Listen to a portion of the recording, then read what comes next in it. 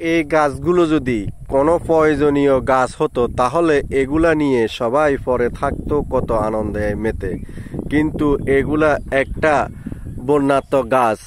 দুমকি গাছ বলে আমাদের এদিকে, আপনাদের ওইদিকে কি গাছ বলে আমি জানি না, কিন্তু কত সুন্দর ফসল ফলেছে, কিন্তু এর দাম নেই।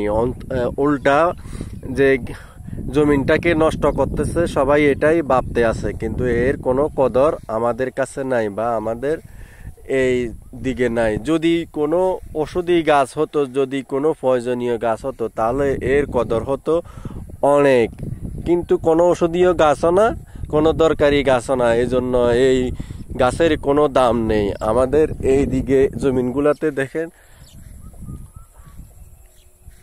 কানিয়ে কানিয়ে জমিন, সব দুমকি।